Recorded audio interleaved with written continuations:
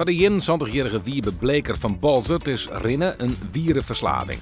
En al is hij de jongste net meer, neert had hem zien om morgen voor de 24e keer uiteen te zetten met de kuier langs de Alversteden.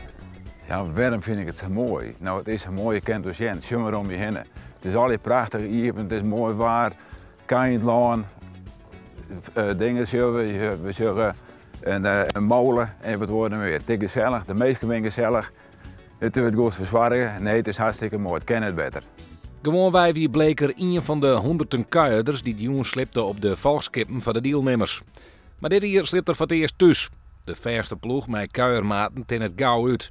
Deze editie zal dus grif oors worden. Omdat we dus eigenlijk maar een ploeg maten binnen en die worden ouder en ja, ik word ook ouder. Maar die rennen net meer mooi dus. En alleen in het skipperlieke ben ik sta, dus ik bleef me nog een brengen. 204 kilometer verdeeld door 4 dagen. Een makje voor de man die tek verskate rinvakanties naar Compostela en Rome mee maken.